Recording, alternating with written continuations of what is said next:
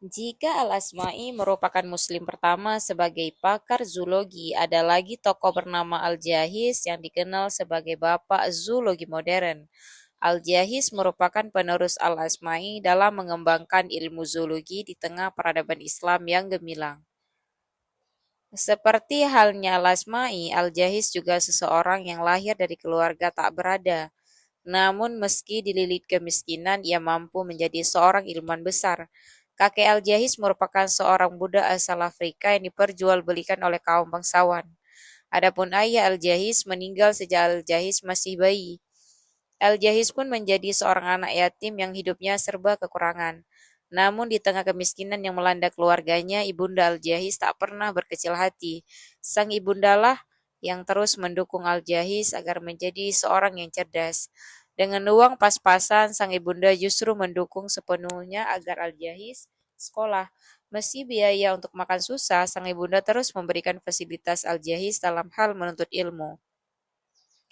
Dukungan dari sang ibu membuat Al-Jahiz tegar di atas kemiskinan. Ia begitu giat dalam menuntut ilmu meski perutnya sering kelaparan. Subhanallah.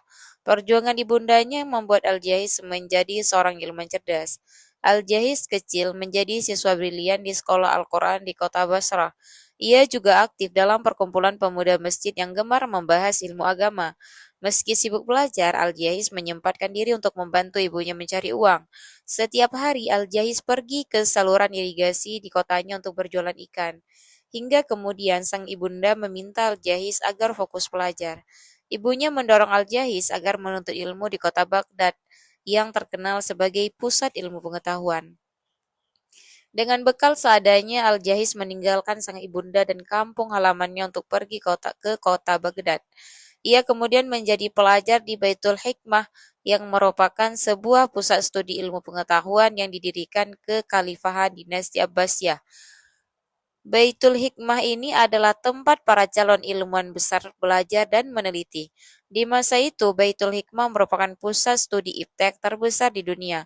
Banyak sekali ilmuwan muslim yang lulus dari pusat studi tersebut. Selama hidup seorang diri di kota Baghdad, tentu Al-Jahiz membutuhkan uang. Untuk memenuhi segala kebutuhannya, ia kemudian bekerja sambilan menjadi penulis. Sebelumnya, memang Al-Jahiz sudah terkenal sebagai penulis sejak masih tinggal di kota Basrah. Dan berkat sang ibunda pula yang mengajarkan Al-Jahiz bukan hanya gemar membaca tetapi juga gemar menulis. Sang ibunda seringkali memberikan buku catatan untuk Al-Jahiz hingga putranya menjadi gemar menulis. Siapa sangka ternyata hobi menulis Al-Jahiz tersebut menjadi hal yang dapat menghasilkan uang. Selama hidupnya Al-Jahiz menulis sebanyak 450 judul buku. Masya Allah, luar biasa. Al-Jahiz merampungkan studinya di Baitul Hikmah hingga usia 25 tahun. Sejak itu kemudian ia menjadi ilmuwan yang giat melakukan penelitian dan banyak menghasilkan karya. Meski banyak bidang ilmu yang dipelajarinya, Al-Jahiz lebih terkenal dan pengamatannya yang cemerlang di bidang zoologi. Ia menemukan banyak sekali teori dalam ilmu kehidupan binatang, seperti sistem rantai makanan, seleksi alam, pertahanan tubuh, hingga siklus evolusi. Segala penelitiannya mengenai binatang pun ditulisnya dalam buku Ensiklopedia Al-Hayawan. Jumlah pemaparan binatang di dalam ensiklopedia tersebut mencapai 350 jenis binatang.